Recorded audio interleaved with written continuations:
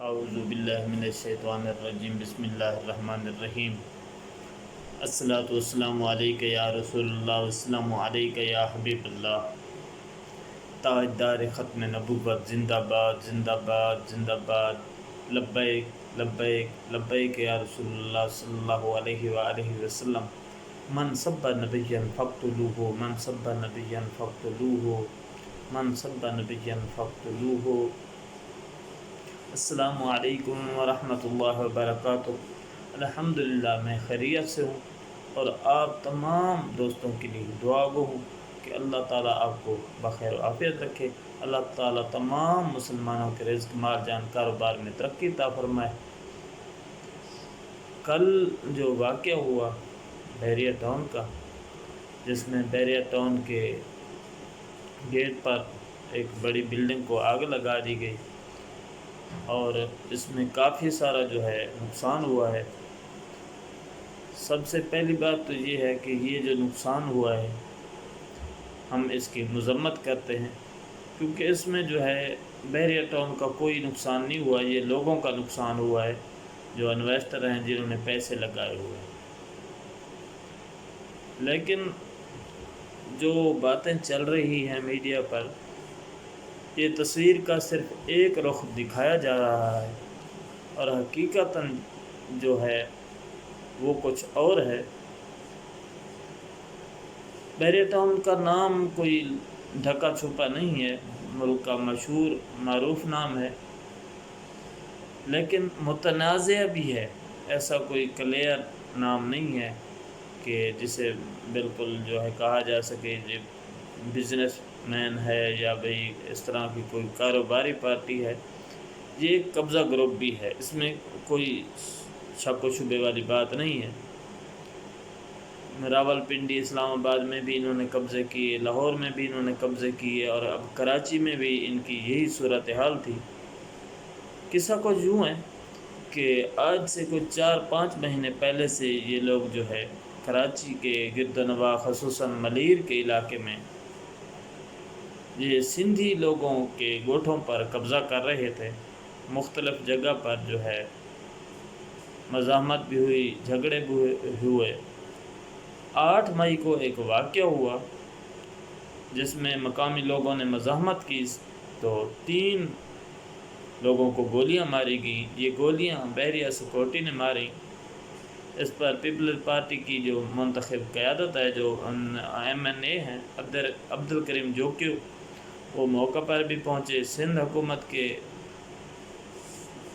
حکومت تک یعنی کہ یہ خبر بھی پہنچائی گئی، وزیر اعلیٰ مراد علی شاہ تک، بلاول بھٹو تک، لیکن کوئی بھی ری ایکشن نہیں ہوا اور بحریہ ٹاؤن نے اپنی بدمعاشی جاری رکھی۔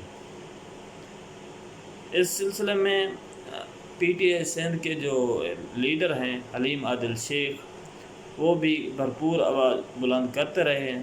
انہوں نے پچھلے دنوں بھی ایک پریس کانفرنس میں کہا تھا کہ چاچا فیض محمد گبول جو ملیر کی انتہائی معروف و مشہور سماجی اور سیاسی شخصیت گزرے ہیں، ان کے بیٹوں نے بھی شکایت کی ہے کہ ہماری زمینوں پر قبضہ کیا جا رہا ہے۔ اور یہ حقیقت ہے کہ اس قبضے کے پیچھے آصف علی زرداری کا ہاتھ ہے، بحریہ ٹاؤن میں اس کی پارٹنرشپ ہے۔ اس کی مثال یوں لے لیں کہ لاہور میں آصف علی زرداری کو ملک ریاض نے 1 ارب روپے کا بنگلہ تحفے میں دیا تھا۔ تو یہ سب کچھ جو ہوتا رہا ہے زمینوں پر جو قبضے ہوئے ہیں سندھی لوگوں کی زمینوں پر، تو یہ حکومتی سرپرستی میں ہوا ہے۔ یہ بالکل جو ہے در پردہ حکومت ان کو سپورٹ کر رہی تھی۔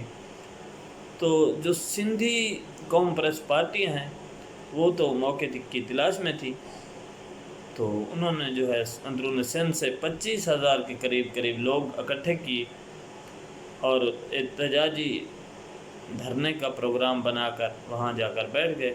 وہاں بحریہ سیکورٹی سے تصادم ہوا تو انہوں نے جو ہے آگ لگا دی۔ اس دھرنے کو جو پارٹی لیڈ کر رہی تھی وہ سندھ یونائٹڈ پارٹی ہے، جو GM سید کے بیٹے سید جلال محمود شاہ کی پارٹی ہے، تو کچھ لوگ جو پکڑے گئے ہیں انہوں نے یہی بتایا کہ ہمیں جلال محمود شاہ نے بھیجا ہے۔